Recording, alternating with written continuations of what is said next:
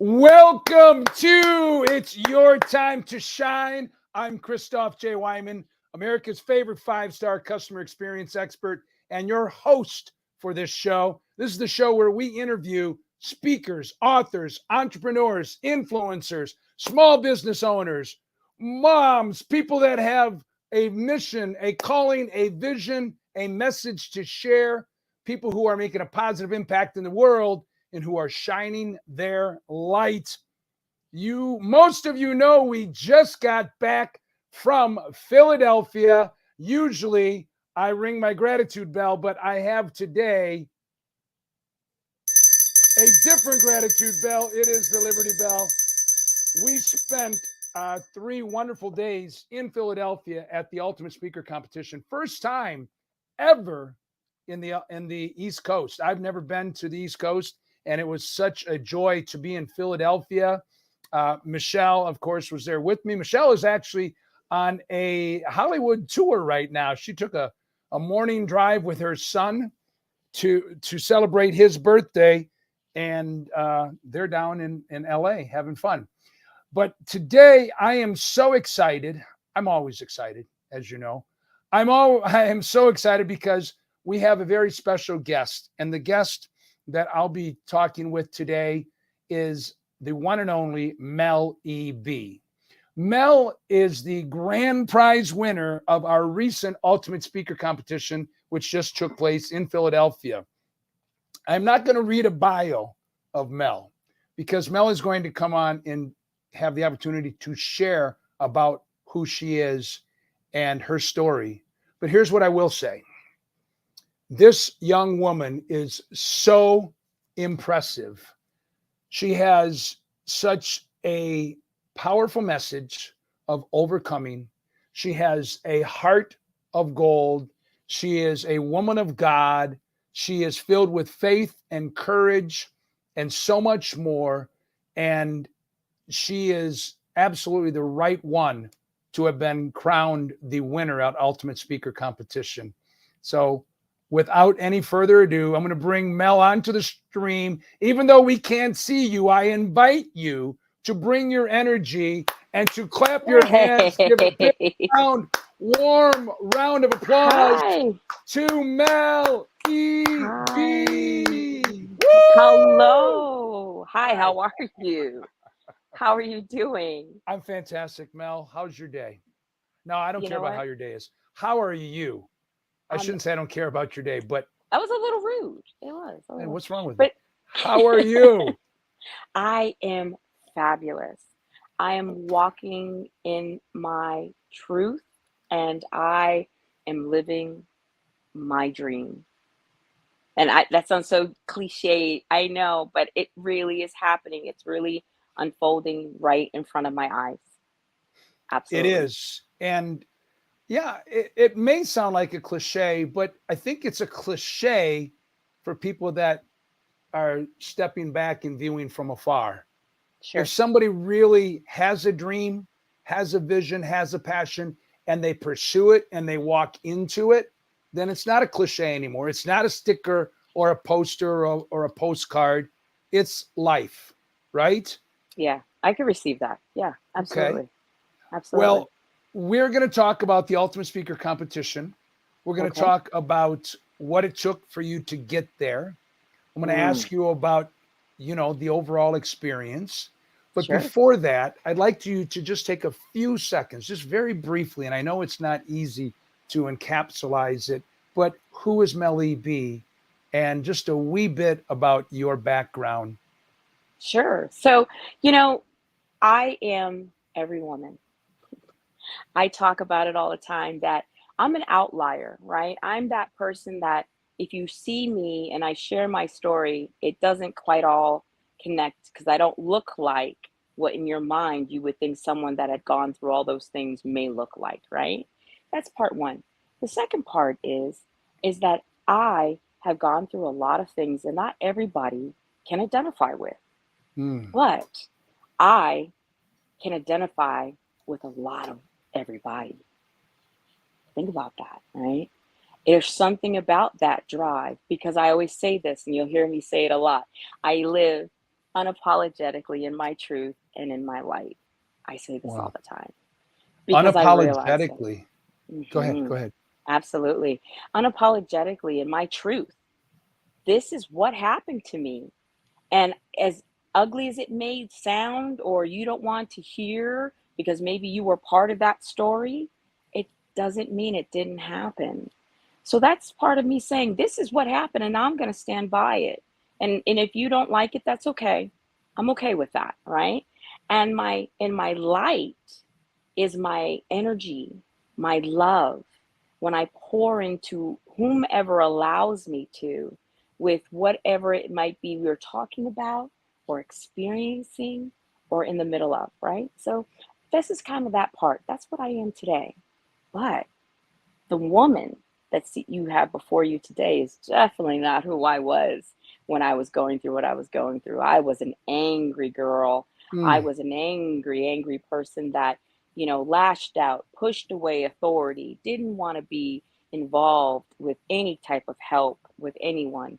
I had been a hurt young lady who has been through everything that a young girl could possibly go through.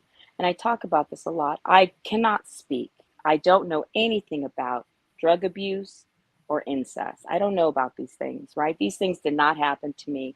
And I'm always very clear about that because I say a very blanketed statement, which is I've been through everything that can happen to a woman. Wow. Yeah. Wow. Um, so usually people take a pause after they hear just that bit, right? Yeah. And Yeah. what's interesting is you said, while everybody may not have gone through what you have gone through so many things and experienced and grown through so many Yeah. things that allows you, Mel EB, to be someone who can reach out and empathize, support, listen to, minister to people that have gone through various different trauma and experiences that are not wonderful, right? So, Sure. Of course. so it has formed who you are. And you said you were at one time very angry. We'll talk about that in a few minutes, but I believe that there must be in that also a story about forgiveness or something, right? Because Mm. so I'm not trying to. Well, we'll get to Yes. that in a second. Oh, I want to share. We want people to listen. We want people to Absolutely. really. This is not going to be a short interview, so we're not only going to be here for 5 or 10 minutes, my friends. And there is a direction. And we also want to really highlight and celebrate you for Mhm. what you've accomplished in the ultimate speaker competition. So Mm. let's talk about you and me meeting, you and I connecting, and that conversation and what it took for you to get to ultimate speaker competition. And then I have a special surprise guest. You do? Oh, We okay. do. Well, Yes, we do. oh, well, you know what? I always love, I love that. So, you know, let's just say one thing. If you, before we start, I think this is really important. You just asked a really, really poignant question, which was forgiveness. Hmm.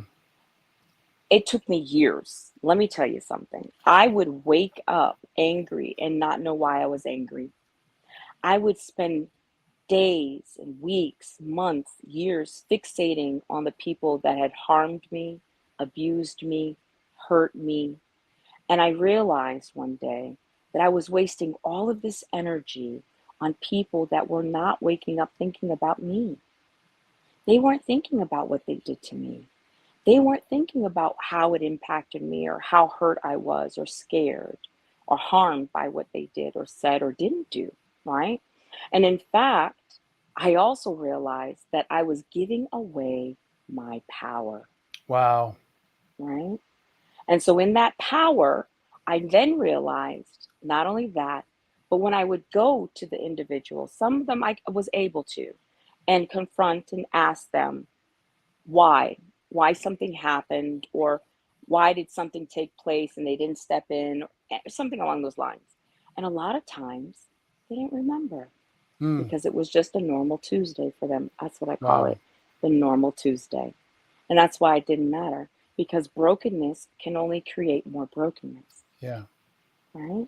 So I then realized that through work with my therapist, because as I've shared with everybody, I've done 25 years of therapy, right? So this isn't like one day I woke up and I was just miraculously healed and Yeah. I was in this space of health. I have had many, many hard trials and tribulations through this path, right? But I realized that forgiveness was not for them, it was for Mm. me. Wow. Yeah, yeah, And it's, I know many of us probably have heard that, but I don't know if we really take that in because we think we're doing them a favor. We're now sure. letting them off the hook. We're now letting them get past their pain. We're letting them get a moment of healing. And that may, in fact, be, but the core of it is what you just said. Forgiveness is not for the offender, Correct. it's to release us so that we Yes, don't hold on to what has hurt us. As you said, absolutely. brokenness only leads to more brokenness. You were broken. Hurt Absolutely. people Hurt hurt people. people. So in order for Absolutely. you to be the person that doesn't replicate, duplicate, perpetuate what you experienced, you had to grow into. And many, many years of therapy, you said, wow. Yes, yes. So that in itself, I think, is part of the healing process. Especially for me, it was the understanding that as a mom, I did not want to continue these chains. It was stopping with me. Mm, And I would much rather shield my babies from the hurt and pain of the world that I knew, that they would grow up in a world that they didn't even know that that sort of thing existed. And that was always my driver, my babies. mm. Yeah, And you have six, not I little do. ones, you have six Little children, and I have six little, little big and and big. big. Yeah, I sure do. And here's what makes it so beautiful is that I always said this, and people always look at me so strange. Each one of them has had a different mom. Mm, And then, what are you talking about? Well, I was in a different place with each one. wow. And so when I think about especially my oldest daughter, who will be turning 24 in December, she was my day one. We grew up together, right? I was 21 when I had her. We went through it all together. She and I were homeless, living in a car, not out of one, like your clothes are in a trunk and you're sleeping on somebody's couch. I mean, we're Wow. living in the car, she and I. And I used to have to, at the time, I was going to UMass Boston, and I would drive around until she would fall asleep. And I would do my homework under the lamp of the Stop and Shop parking lot because that was the safest place for us to sleep. And I would do all of my homework under this light. None of my professors knew, none of the students in my class knew that I was doing this every day. She and I would get ready for our day inside of the Dunkin' Donuts bathroom in Grove Mm, Hall. And what's even crazier about this story is that she just graduated this May from UMass Boston herself. I know. How phenomenal. So it's just amazing how, even though we were, and we still are, let me be very clear, and I say this with the utmost respect. I am a girl from the hood. I've lived in the hood all my life. You may even hear a few police cars go by at some point, but it's the reality. But that does not determine the outcome of our story. it does And I not. believe it. And No, and you, even though through all those years, you clearly have instilled so many character traits in your children for your daughter to have the faith, to have the courage, to believe that she could walk on that path and accomplish what she just did, absolutely. to be able to be Absolutely. graduating and to know that Yeah, it started back when times were not that great. great. Yeah, And hey, you know what? A lot of people in America experience homelessness. sure. I, Absolutely. and this is not to compare or anything like that, but about 18 years ago, I spent 6 months in LA homeless. And here's something that people always get wrong about people who are homeless. People say, "Oh, well, I lived on, I slept on the streets." Actually, that's never true, because the cars are on the streets. So we sleep on the sidewalks or in the parks. Or it's supposed to be a joke. No, but it's true. You But don't it's true sleep. though. You don't sleep on the Yeah. streets, but you sleep on the sidewalks. But I too, I experienced that for 6 months. My own, I believe that my life is the result of my own actions, right? And I just know that it's not easy. I know what it's like trying to figure out what you're going to eat, where you're going to sleep, and for people's information, we're getting a lot of great comments here, and we're going to get to that in a second. Guess what? It's illegal to sleep in the park. You know that, really? Right? Oh, it is. When Well, I knew. When I was in LA, I would go into one of the parks, and at night the police helicopters fly over and shine their spotlights. I thought it's safe. It's a public place. No, you can't sleep in the park. So any of you who are watching, whatever your life experience has been, whatever difficulty you've been in or may be in currently, believe that there's hope, there is opportunity, there's life after the darkness. We have so many comments coming in. We have so many people watching. I want to introduce, because they only have a short few moments. Is this a surprise? This is a surprise guest, and there might be others. It's just like, this is your life. It is, but it's not somebody from when you were 12 years old. This is not Maury Povich either, anything like that. You just experienced the Ultimate Speaker competition. I did. Right? I want to ask you, what did it take for you to get there? Because even that in itself was a challenge, correct? Yes. So do you? And before you do, I want to introduce our guest, our head judge, our head judge from Ultimate Speaker Competition. And the reason why we even went to Philadelphia in the first place, this is Gordon Bredecki, who is the owner of Garage Fitness in Croydon, Pennsylvania. He's an alumni from Ultimate Speaker Competition. He's been a sponsor, a judge, a great friend of mine. He's a speaker, an author, and a coach. And I just wanted him to come as the head judge to, kind of give his input. After you tell us, what did it take to get there, Mel? Well, do you want the truth or you want the snowflake story? We don't want any snowflakes, because you've already set the tone. You've already, Fair enough. You know what I always Fair do? Enough. See, set the tone. Setting tone and centering. All right, so here's the deal. I originally met Christoff on Facebook.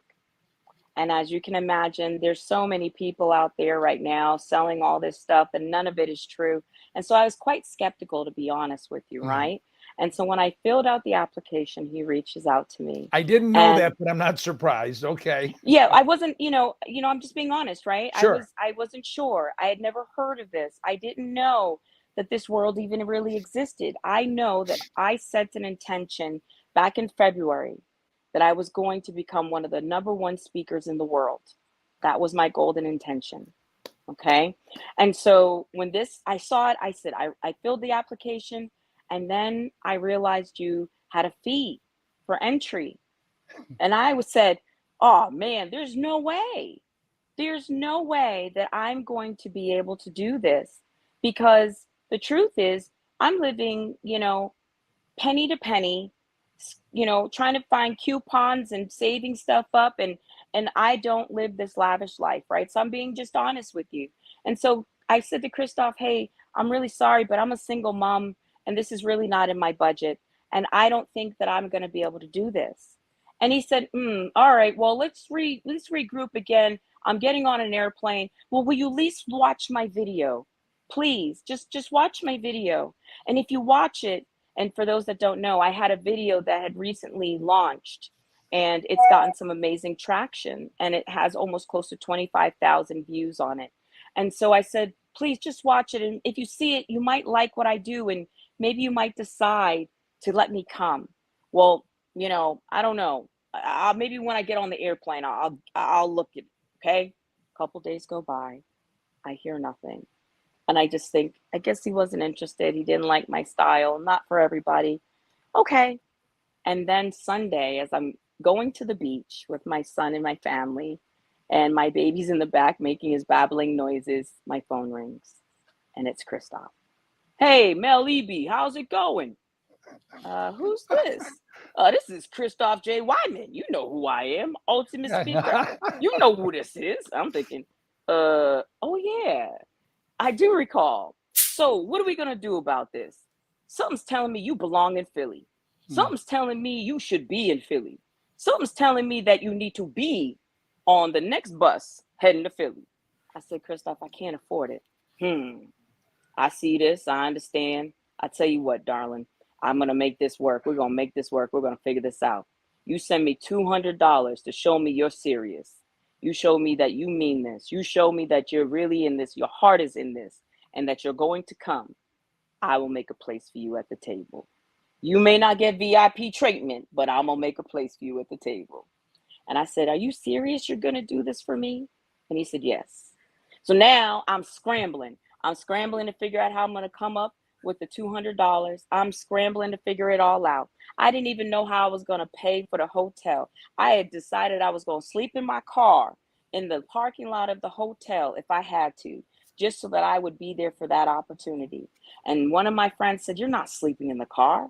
I'll donate my Sheraton Hilton points to you. Wow. And he donated 80,000 points to me to pay for the 2 days that I needed to be in Philly. Then I didn't have money for gas. And my village scrambled up $60 here, $100 here, $200 here. Mel, you're getting to Philly and you're going to get there safe. Then I didn't have money for food. So I went to the supermarket. True story, you can ask Christoff. I bought a loaf of bread, a peanut butter and jelly mixed jar, a box of water, 2 bags of chips, and a few Red Bulls. That, in fact, I'll be honest, I'm going to be transparent completely with you all, that were purchased with my food stamps. Okay? I'm just being honest about this, right? I'm putting it all out there. And I went to Philly. And it took me 7 hours the first day to get there because the traffic was so horrendous and accidents had happened.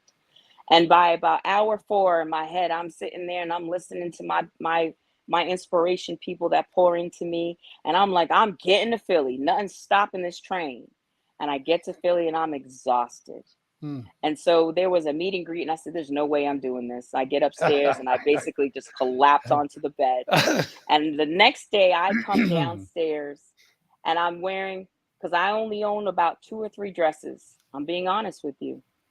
And I brought 2 of the dresses that I own.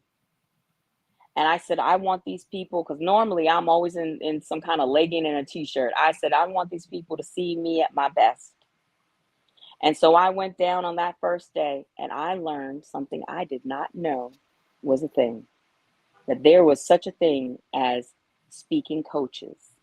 And that there were communities of lots of people that pay a lot of money to belong to so they can learn techniques, learn how to project, learn how to sell their products and their message, learn all these things. This little Black girl from Mattapan, Boston, Massachusetts, did not know even existed. I was the underdog, Christoff.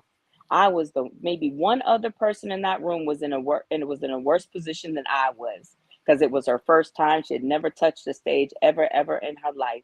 But I didn't have a coaching team. I didn't have some big PR machine behind me. I didn't have a book published where people could go. I don't even really have much of an internet media footprint, right? Mm-hmm. So I was Cinderella. I got a little extra ticket to go to a ball by a guy named Christoff. And when I came in, this energy bigger than life walked up the stairs with his little bowler hat on. He looked at me. That's the hat. He looked at me and he said, Mel EB, that's you? I said, yes, sir. Good to see you. I got to go. I'll be there. Hug. And he walked on into the ballroom. And then he was gone and I didn't see him again. And then we had this amazing Saturday where we learned about different things. Well, at least I know I did. I learned about a lot of stuff. I met a lot of amazing people, and I found one of my soul sisters in that room, Miss Dr. Michelle Murrah. Yeah. That is my soul sister. That was a woman for the first time in my natural born life that I did not have to explain anything about my past, and she understood it simply by me existing. That was power in itself. So on day 3, when I went into that room and it was the day of a competition, I'm not gonna lie to y'all, I was upstairs. I got up at 6:30 in the morning and I started my routine. And something came into me. The spirit told me, today, Mel, is the day to the beginning of your new life. As everything I am right now. And I text a few people in my village and said, today's the new day of the beginning of my new life. It's happening. On that Sunday, I said that. And I went down there in my finest dress that I ever owned. I wore shoes that my body said, we're not supposed to be in these shoes. And I said, but I got a style and flair that I have to present with. And when I learned was in that moment, I was exactly where I was supposed to be in that moment because I said yes to a door that was presented to me. And wow. I went out on I don't know, stage. my friends. I'm gonna pause you there for a second, Mel. But all of you who are watching, if you're not driving, I hope you pulled out a notebook or something to take some notes because there's so much in that. It's not. Please don't watch and listen as a person removed. Put yourself in the message that you're listening to. What you're hearing from Mel, how does it apply to you? How can it apply to you? Mel had an idea. She had a thought. We had a conversation. And she said, I need to go there. And she listened to her intuition. I listened to my intuition.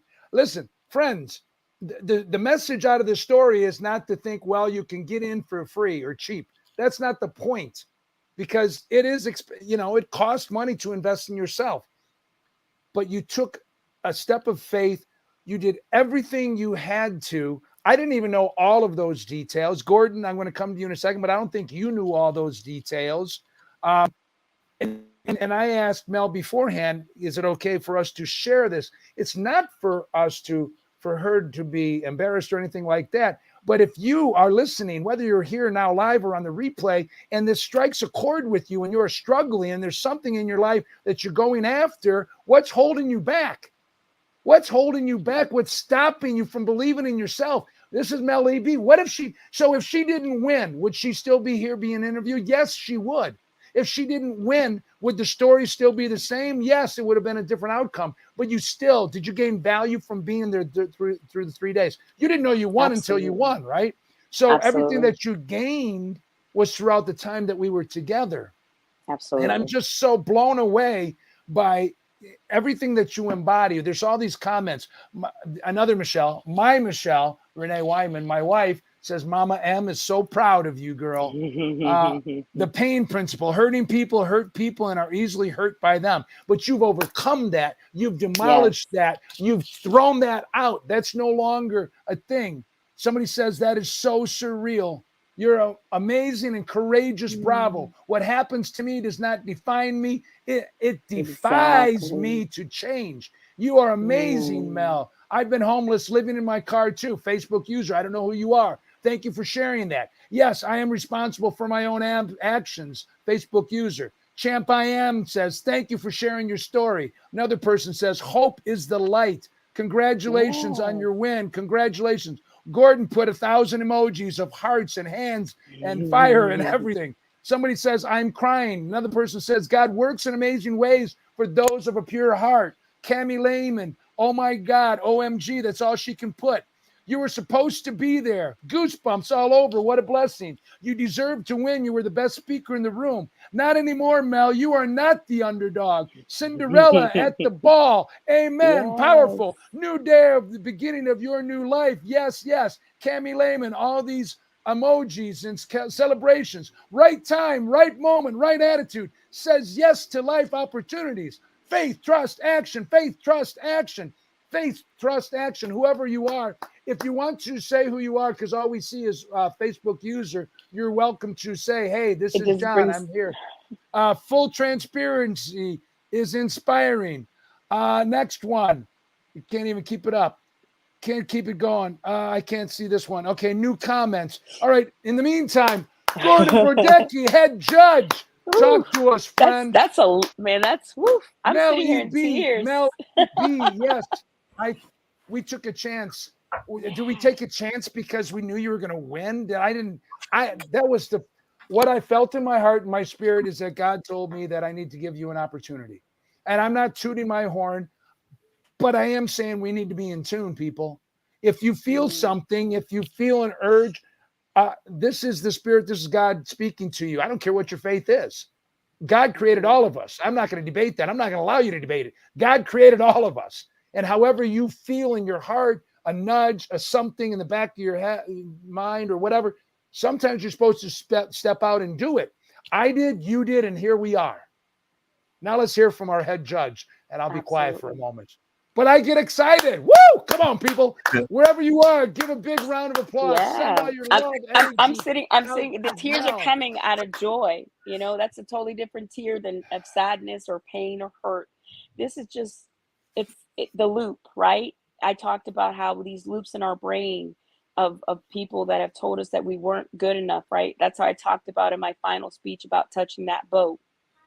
And so hearing people seeing me in my truth and in my light, it's amazing. It's just such a warm feeling. And so it's overwhelming a little bit still. Well, thank you. You have to get used to this. Gordon, welcome, friend. So I'm listening to everything and I'm absorbing the conversation that you guys are having. And I'm sure a lot of Facebook users are too, although they can't comment and speak up like I am about to right now. So on their behalf, you guys are great, both you, Christoff and Mel, and bringing this together. On top of that, you're saying about how you made it to this pinnacle, which is the winner of the Ultimate Speaker competition. But this isn't something that happened overnight. It was something that you won constantly and you worked on. You went through, and me and you had conversations, Mel. Sure. Right? Yeah, and you told everybody that you've been through 25 years of therapy. And you don't hold it back. You said this. It didn't happen overnight. I wasn't always happy. I was kind of upset, and life just it was happening to me. I didn't. But every time you went to therapy, every time that you sat down with yourself, every time that you worked on yourself, it brought you to the point that you're at today. You want to come over here and say hi? Somebody wants to come in and say hi real quick. She's been looking over at. Come over, say hi. This is Zoe. Hi, Zoe. Hi, sweetie. Hi, baby. She's like, you are beautiful. I see you. Hi. Yeah. I'm Mel. Say hi. She's a young lady of many words when she wants to be. And I love it. Right?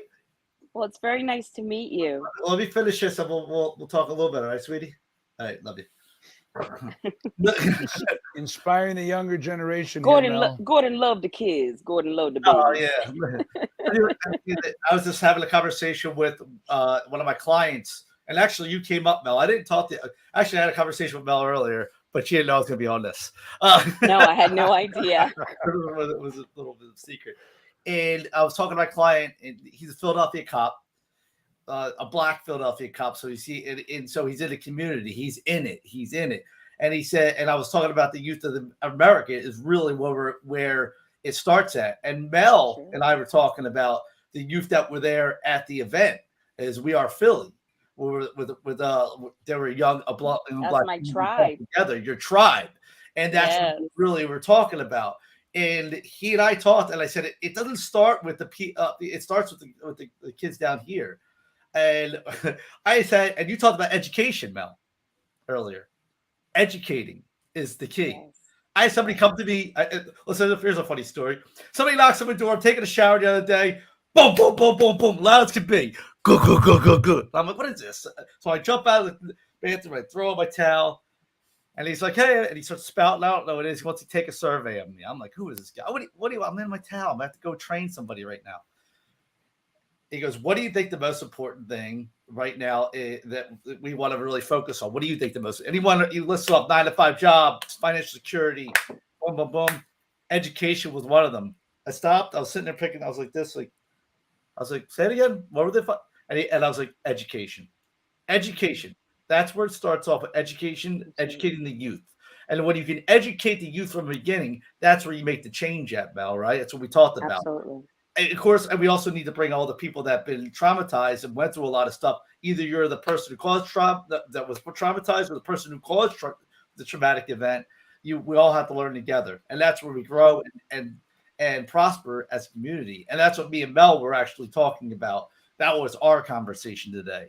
And I felt like that needed to be talked about for a couple of seconds, Mel, before we go into the judging part of it. Now, the ultimate speaker competition. I saw Mel walk in. I saw her over there. I looked over, quiet, until she opened her mouth on stage. And then she became something different, bigger than life. And I said, wow, how long has she been speaking for? I say, she is good. I say, I need to learn some of that too. And I'm watching her, and just watching her. And you know what it is, Mel? You just know how to connect with people on a deep, deep level.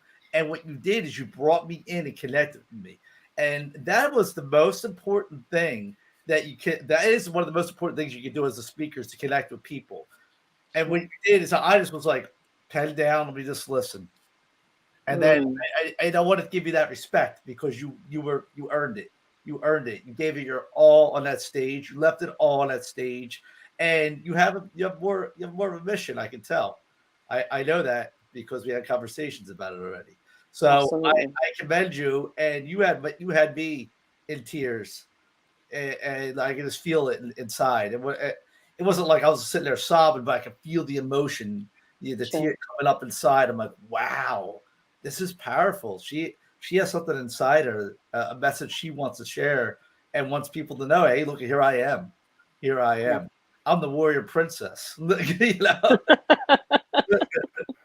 That's a new take on it. Okay. Yeah. Well, the warrior queen, if you want to call it that, whatever you want to call it. I know, right? I wear a shirt that says, I'm not a queen, I'm a Khaleesi. But yes, that's right there along those lines for sure. The Game of Throners out there that know about her. But yes. Yes. I received that. Thank you. Thank you. Can I just say something if you don't mind? Of course. What I realized, right, is I was in a room full of serious competitors, right? I mean, I'm not even going to sit here and sugarcoat this. There were some heavy hitters in that room. There were published, authors that had bestsellers, people that had systems that people are paying tens of thousands of dollars to purchase to be part of their world and community. I was in a room full of some heavy hitters, and I had nothing, no training, no nothing. It was just me.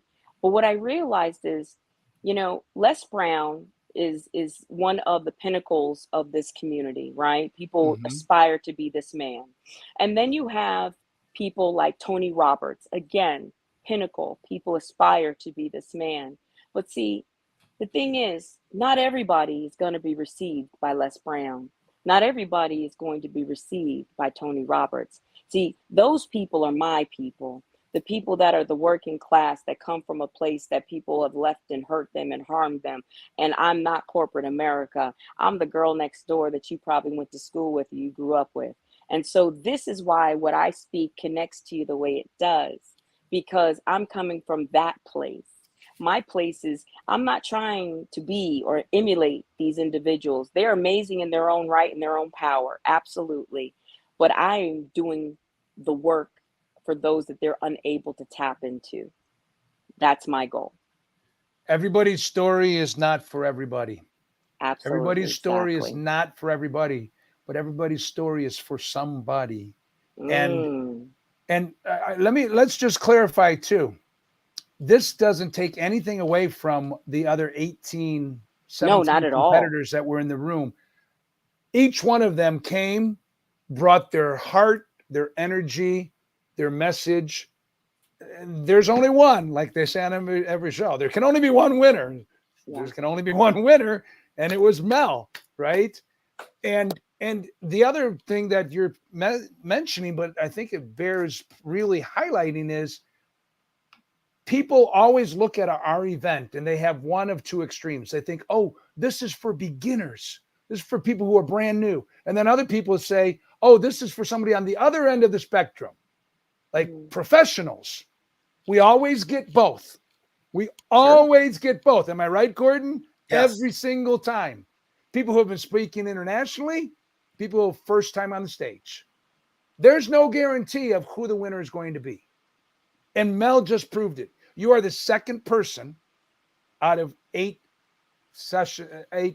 iterations of Ultimate Speaker Competition that was technically a complete beginner. Mm-hmm. And it just, you can be the most polished speaker in the world, but if you don't have the heart, you're never going to win. Now, if you are polished and you have the heart and you go up against somebody like Mel, you know, it's a good challenge. Champ I am is Champ I am. Lots of experience. Woo! And listen, how do you come against a guy that has nonprofits in Camden, New Jersey, he's helping hot. everybody in the community? Or David coming with his bat, or Larry? I mean, they all. It was an amazing lineup. And Absolutely. This is also, we can make this sort of a commercial for Ultimate Speaker Competition because we want you to realize, those who are watching, it's so much more than a competition, right, Mel? Oh, absolutely. We say it's about connection, competition, and collaboration. We have a Facebook Messenger group that we start right when the event starts. And in the last, the events ended on Sunday. So we're 5 days since the event. We have people that are on each other's shows. We have people that are creating joint ventures. We have all these different things. And this is what Michelle and I and our team, Michelle Weihman, my wife and I, and our team are all about, is empowering speakers to share their greatness, which means opening more doors of opportunity, making those introductions. Mel is going to be, here's the big grand prize. Mel is going to be on season 5.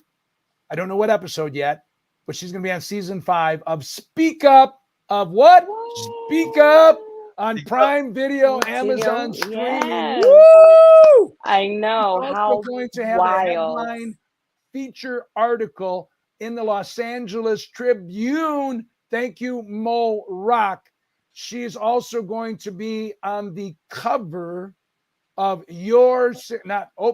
of Speaking Life magazine. She's going to have her own chapter in the Ultimate Speaker Legacy Series collaboration book, also called Speaking Life. There's so many opportunities. And it's not just for our winners, we really are about empowering each other and helping each other get to the next level, because it's not about accolades and just, tooting our own horn. It's really about impact. You mentioned We Love Philly. Everything that we do, the end goal is to make impact. You've already seen there's people that made comments about what you were saying. So there's people on the streams that are watching, that are being inspired, that might take a chance on themselves. So beautiful. That's so beautiful. You're hungry. That's what it is, Mel. You're hungry. Don't steal my line. That's my line. No, we don't know what that sounds like. You're hungry. I'm hungry. I don't know about you, but I'm coming for you. I'm gunning. So, this is your takeoff right here. You're creating momentum. All those years of putting that hard work in, now the accolades are coming and the momentum's on your side. There's the only thing up now is up. Your trajectory is going to be up. Now you position yourself. Now you get aligned with the right people that you want to be aligned with. And you said that. You're like, I want to align with the right people that can speak to a lot more people that I can speak to, that can speak for me too. And we can let's do this together. And that's the thing. You just keep going up. Just keep working. Keep looking for those people. Keep aligning with those people. Community. Remember, I don't know if anybody remembers what I said in the very beginning. We're not self-made. We're help-made. Right? Isn't that powerful? Well, can I just say off of that? Some years ago, because I lived in fear. Okay, I'm going to be very transparent about this. The Mel you see before you today is not the Mel of 12 years ago. The Mel of 12 years ago, I started writing my book in 2005, and I stopped because I was afraid. I was afraid that people were going to judge me. I was afraid that people were going to use the things that I talked about that had happened to me as a weapon against me. Yes. I was afraid that people were going to say that I wasn't worthy, or this didn't happen, but that happened, or God knows where it was going, or I was going to lose family members. I was afraid that if I wrote about the truth of what happened, they'd get so angry that they would never talk to me again. I was afraid. And the spirit of fear does nothing but hold you back. The spirit of fear does nothing but strangle your truth and your creativity and your passion and the beliefs in yourself. And what happened was, one day I was driving in my car, minding my own business, and the spirit said, how many souls have to be lost because you're not doing what you're supposed to be doing? Yeah. Yeah. That's some powerful, heavy stuff, right? That there's somebody right now that hasn't heard my name yet, or hasn't heard my story yet, going through it, thinking they're all alone, thinking that no one will ever understand what's happened to them, or they'll think they're broken, and they get an opportunity to hear my story and see me, because they see this well put together woman, right? It doesn't look like I could have gone through the things that I share that I've gone through. It doesn't make sense. It doesn't compute. Because in our minds, a lot of times when we see people that have gone through so much trauma and tragedy, there are a lot of times they're unable to get past it. And they stay stuck in these loops, and then the wheels are spinning in the sand. And a lot of times they turn to drugs and food and so many other things, because the hurt is so difficult for them that they don't know how to get past it. And it doesn't mean that the scars aren't still there. Oh, There are absolutely. scars. Even if there's Absolutely. forgiveness, there's still memories. There's still pain that still comes up. But Mhm. you've come to a place where you are growing and have grown through it. But Yes. you're not painting a picture that, you'll get to some point and you'll never have a memory of that again, or you'll Oh, never, like, what we go through is a part of us. The scars absolutely. make us stronger.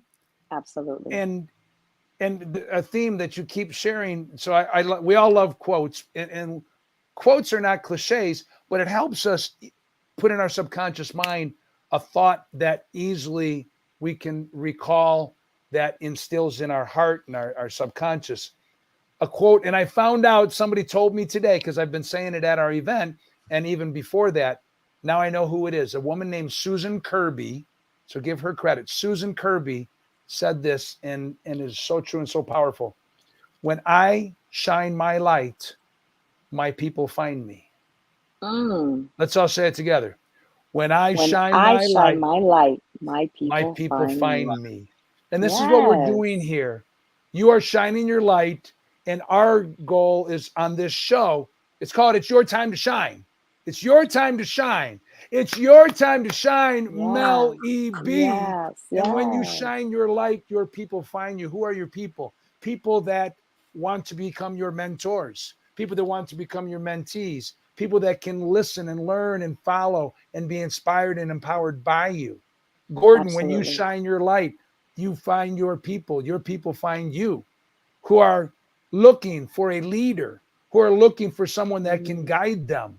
Everybody who is listening and watching, when you shine your light, when you step into your truth, when you own it, when you share Mm. yourself in, even in your brokenness, yes, Yeah. in it. It's not about being perfect. It's not about, we all have our flaws. We all Of have our course. flaws. Of course. But Yes. if we are willing to step forward and shine in spite of, during, with, and the scars, here somebody just put this, scars are scars, they don't leave, but the scars soften and fade almost Over to time. non-existence. Susan Mm. Kirby, thank you for writing her name. Susan Kirby, I want to give her credit. When I shine my light, my people find me. And That it's is, that's so so powerful. powerful. So powerful. You And know, but that leads off of what I always say, what my prayer is every single day. I ask this of the Almighty Creator. I always say, allow me to be a beacon of light for those that are in the dark, so that I may illuminate their paths to help them to find what it is that they're supposed to be in their greatness and be their drivers. And I keep saying this over and over and over. And I meet people all the time that are in the dark. I'm not, I want to be very clear. I don't believe I'm anybody's savior. I don't believe that I have some magic wand that I can heal everybody's problems. But what I do have are tools in my toolbox that I'm willing to either loan out or show people how to make for themselves so they can have it for themselves and move forward through things. You said something very poignant, Christoff, which is this. We, as a collective, as a whole, all have some form of something that we've experienced. Some more than others, some more extreme than others. But what makes us, in our human experience, all able to understand each other in moments is that compassion and empathy should always be in the forefront, so that you're able to receive people's messages. Because sometimes that message may come out of one of the most unexpected places, and it can be a catapult that brings you to a completely different level. Right. Yeah. Wow. Yeah, And it's we don't necessarily know always who we're going to impact. Some of us are coaches, and we have people that enroll in our programs. So those are the ones that are obvious, that we know that we're in direct communication with them, training, coaching, whatever it may be. But when we share our message and we allow it and even intentionally put it onto multiple platforms, so it shows right now on this one thing a moment ago was 7 people watching and 7, which I thought was pretty cool. But there's other people watching that are going to be on the replay. There are going to be people that are going to watch the replay of the replay. People are going to watch the share of somebody else. Everybody's not going to raise their hand and say, hey, Mel, I was watching on Tuesday, 3 weeks after. But your words, or somebody's going to say, hey, Gordon, remember when you were on that show and you were the head judge? There's so much possibility for impact that we will never know. And this is why it's so important, because people are looking for messages of hope. Look, turn on your TV and you know what you're going to get. Yeah. Turn on these kind of shows like Austin's Flashpoint or different people. You're going to get something different. You're going to get hope and positivity and not falsehood. Hope and positivity doesn't mean everything's great. Everything's not great. Everything's not great, right? Gordon, you were mentioning about Philadelphia. Here's something, oh my gosh, so heart-wrenching. Suicide has been on the rise. It's been so on the rise in the last 2 years in the United States, and I'm sure elsewhere. We had a speaker in our last event, Jenny DeBolt, who has a book out called Suicide in Sequence. And she educated me, enlightened me and our team and our community and our audience about using a different phrase. Rather than saying somebody committed suicide, rather than saying somebody killed themselves, took their life, she offers the thought to say they died by suicide, so that the blame, the stigma, and responsibility is not put upon that individual. And you use the term, Mel, and I'll come to you in a second on that, but you say unalive oneself, which is a different phrase. So when we were getting in our lift, or when we were taking the lift from Langhorne, PA to the Philly airport on Monday or whenever it was we came back, our driver, we asked how her day was. She said, well, I guess it's going pretty good. A little bit stressful though. Something about coming from her other job, or she couldn't make it to her other job. Oh, sorry about that. Why? What's going on? Well, later today, I have to go to my brother's funeral. Wow. What? And I said, first, oh my God, you showed up just to be our driver today. I wouldn't. And she needed that human interaction. And turns out that her brother was killed by gun violence. I don't know the details, and then 2 friends on Facebook that I know a family member died by suicide in the last 48 hours. 2 different people.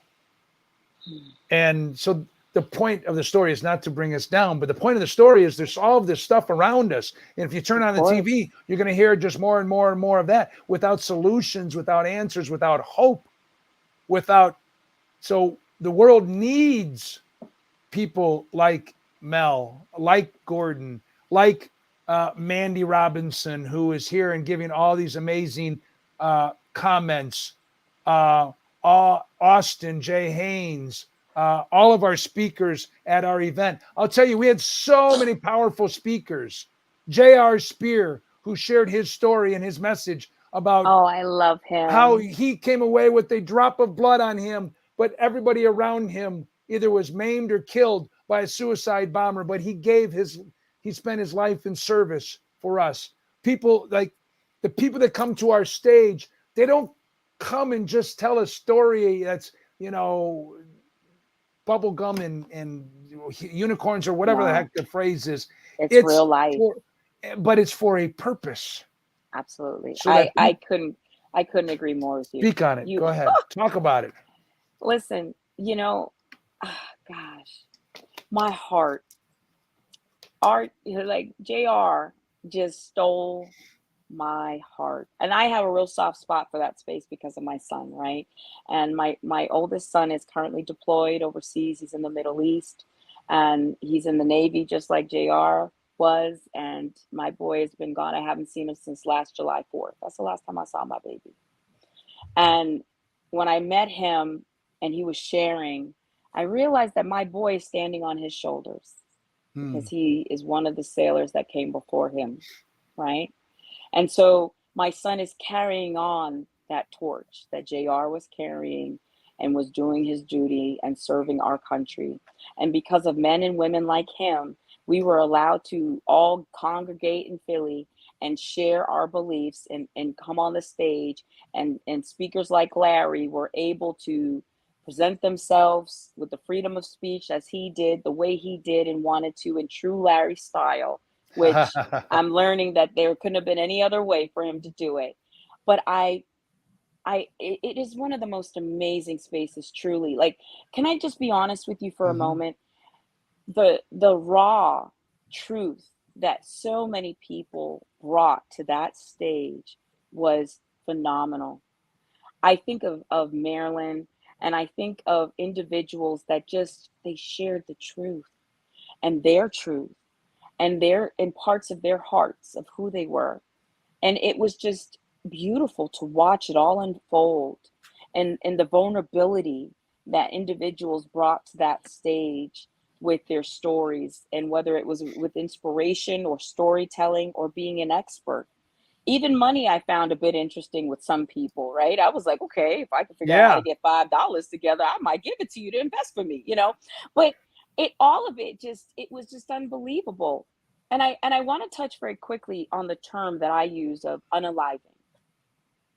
I realized, and again, one of the things I speak about is that I will forever, to the day I die, have bouts of depression, deal with anxiety, have some OCD tendencies because of what I've gone through.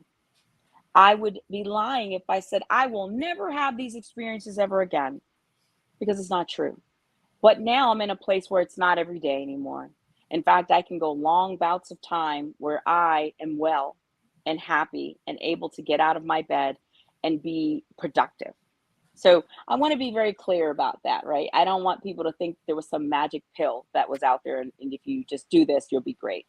But I will say this. The first time that I tried to unalive myself, I was 14. Wow. And I had taken over 600 pills. And I say this all the time. To this day, it's still very difficult for me to take even Tylenol because of the connection of what happened that day, right? Yeah. The second time that this happened where I wanted to unalive myself was when I was 20. And then there was one more time. And that was actually about almost 5 years ago now. I said 6 before in a video, but the truth, I did the math. I was wrong. It's 5. And there were 3 of these times. And what happens is you get so caught in this dark place. It's so dark that you can't even see your own hand in front of you. That the act of just brushing your teeth seems so exhausting that you can't even get out of your bed. And as much as you love your babies, you can't even be a mama to them. And it's a sadness that nothing fixes in the moment, right? And one of the things that I've learned in all of my years of working with therapists is this. When I get there, I call my therapist immediately and say, I need help. I'm not safe.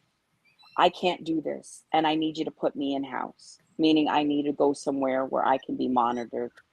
Yeah. And there have been 3 times in my life that this has happened. And I'm honest about this. It's not that I carry it like it's a badge of honor, but I want people to know that it's real and that it happens. And what I've come to understand is that I really work hard when I get to those dark places to remind myself that I don't want to transfer my pain onto my babies. And so I know there are people out there right now that might just stumble on this in this moment right here. I need you to know you're not alone. You are beautiful. You are somebody, and you are bigger than your current situation and circumstances. And I'm begging you, reach out to someone, anyone, please. There are 1-800 numbers that can help you if you need that. And I know that if you reach out to any social worker or counselor, they will get you the direct help that you need to get you in a place where you're okay.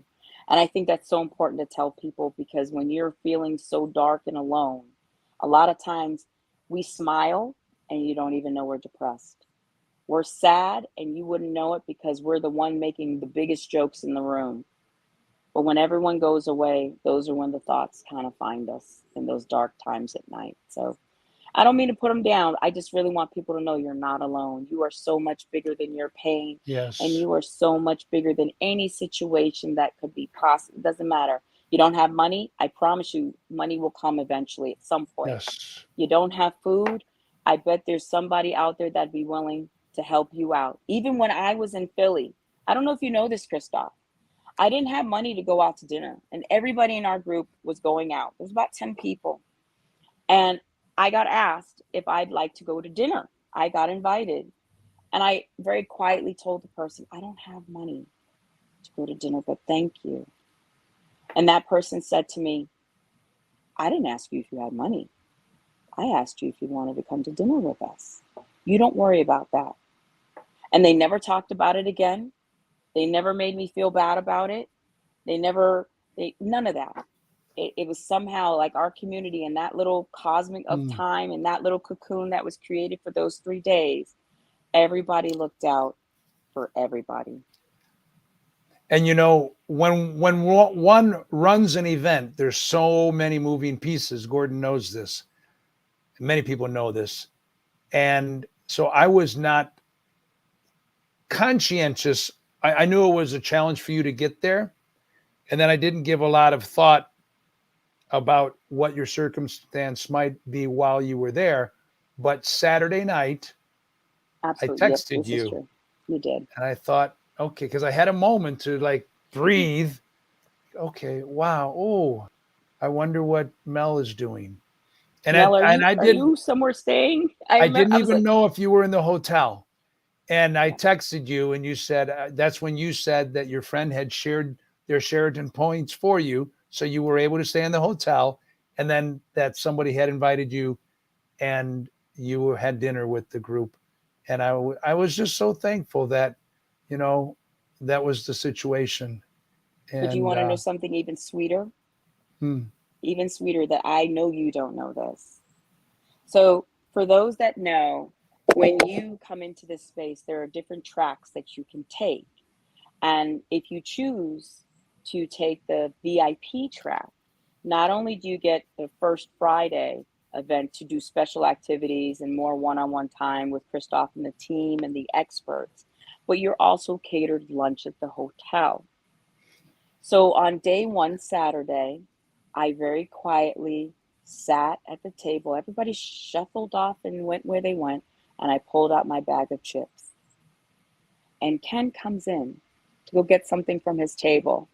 And he says, Mel, what are you doing in here? I said, I'm having lunch. I'm having lunch. And he looks at the table and he just sees my water and the bag of chips. He said, are you eating chips for lunch? And I go, yeah. Oh, interesting. Okay. So now he goes away, right? And I'm not thinking anything of it. I'm like, I'm getting back into the zone. I'm thinking about what I'm learning and all this stuff. He says, I put too much food on my plate from the other room, and I hate to waste food. So you would be doing me a favor if you would eat this for me so that I don't feel bad that this food has been wasted. And he quietly put the plate there and walked away and never spoke about it again. Wow. And the only reason you know it happened is because I'm telling you, probably, because I can't imagine Ken opening his mouth and sharing with you that happened. Never. And that's what having a community is all about, right? Yeah. And it's not one person's responsibility, but it's as each person is in tune moment to moment. One person sees something and says, here's something I could respond to. A small thing, but a big thing. Another huge thing for me. Unrelated to you, but on the stage, we had a young woman, Elizabeth, who it was her first time. And David was amazing. But what did David do is he actually texted me. David was one of our speakers. And I didn't know that. He saw Elizabeth on the stage having a moment of challenge and struggle. And actually, yeah, let's give applause to stand-up guy, Ken Rochon. I did not mean to gloss over that. Ken is that's just the heart of Ken. And Ken, he's amazing. Ken always takes too much food. No, I'm kidding. He always takes too much food. We've been talking to him about this. No, Ken is just a man of heart, and that's why we all resonate. And then going back to the situation with Elizabeth, brand new speaker, but she's a person that says yes to the challenges. She was struggling on stage, and there's I won't say a protocol, but if you're at an event, you don't just walk up onto the stage if you're not the host or the MC. And so David very quickly and politely texted me and said, may I offer some assistance to Elizabeth? And I said, yes. And so actually, this was after we had done an exercise that was a challenge. So he then took her out into the hall and had a coaching moment with her to give her some more support. And again, it's just an example of once we set the tone, I love doing this, set the tone of our community, and our experience is meant to be one of support, empowerment, encouraging.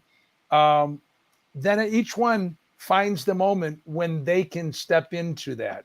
Am I right, Gordon? Right. And I do have to go, and I wanted to end off with, for me, you guys continue on with the interview. And I want to say to Mel, and I want to say to Christoff, and I want to say to anybody who's watching this right now, is that doesn't at the end of this one little community that we're in right now, we always say we walk away from this community and then there's the outside world. Well, why don't we make the outside world the inside world? Wow. Right? Why don't we do that and continue on with this community and bring it out into the world, other than just, you walk away from an event and then it's only at the event, then it's gone. So what I challenge everybody is to bring that same love, hope, and courageousness when somebody walks up to somebody. And because it took a lot of courage for you to say, I'm done eating alone. It took a lot of courage for actually Ken to walk back in there with the food too. Right. Oh, absolutely. So it's courage in all out of way. Right. So I think we just bring that same feeling, community, emotion, and camaraderie together and keep moving forward with it. And paying it forward. Right. Let's pay it forward. Right. I can't wait for the day that I'm in a position where I can pay it forward, because I have the vision, and I know you have to go, but my vision is to one day call Christoff and say, I want to start a scholarship. And this scholarship is going to be for 2 people, whether it's quarterly that he does it or however that he feels, because you can't just pay him and say, I'm going to be in this. It doesn't work like that. You have to speak to him personally, and you get vetted a little bit. Like, he wants to make sure you're the real deal and that you're coming from a heart-centered heart-centric kind of place, and you really mean what you're saying. And I want to be like, hey, look, I want to get to the place financially that I can say, let's sponsor 2 people each time you do it. And whomever you feel that should be warranted to, I want them to have the same opportunity that I had. I love it. I love Mel, it. if that's what you want, Mel, that's what you will get. If you manifest it and you work on it and that's truly what you want, you will get that. Thank you, can't Gordon. All We're right. going to say thank you to Thanks, Gordon. Gordon. God bless you, my friend. It's been a pleasure as always. Love you. I got Chris. 30 days. 30 Yeah, days of man. 30 days. sessions. We'll be talking about, all right? Here we go. See you guys later. See you, Gordon. Take care, Gordon. Bye. Oh, Woo! I like him. Yeah, So many. he's We great. are actually coming towards the end. We have just so much love and support and people that have been watching. And Mel, I'm going to leave it to you. Well, I'm not going to give you the last word, but I'm going to give you your last word. What would you like to share? Take a deep breath for a second. I just want to soak this in, this moment. Right? Yeah, there's something about it. I want anyone and everyone that can hear my voice right now to know that you are bigger than your city. You are bigger than your circumstances. You are bigger than your current financial situation. You are bigger than your current problems, whether it's in your marriage, with your kids, with yourself, or that you're not happy with things. Let me tell you, the biggest thing that I can give you and the biggest gift I can give you is if you don't like it, let's change it. Let's be about a solution, not the problem. It's okay to have a little pity party. It's okay to cry for about 20 minutes. But then now I need you to wipe your eyes, wipe your tears, stand up, stand in your truth, put your back and shoulders back, and know you are beautiful. You are worthy. You are somebody. But most importantly, you are bigger than any trauma, any downside that's happened, or any kind of accident or problem that may have manifested in your life. You are bigger than those moments. And most importantly, I want you to know is that you have opportunities each and every day to change. That's the beautiful thing. If today you're somebody you don't like, tomorrow you can be somebody different. And I believe in you. I don't even need to know you. And I'm telling you, I believe in you. You can do it if you want it bad enough. Wow. Wow. Wow. Go touch that boat. Go touch that boat. Go touch that Friends, boat. it is such a pleasure to spend this time together and for the opportunity to spend time with you, Mel, and shine a light on your message, your heart, and the just the empowerment that you're bringing to the world. There's a whole lot more coming, my friends. Yes. Not right now, but you'll be seeing Mel in many places, in publications and various places, Facebook Lives, etc. For now, it's Christoff J. Weihman and Mel EB saying, Yes, go shine your light. Remember, when you shine your light, your people will find you. yes. Cheers and God Yes. bless.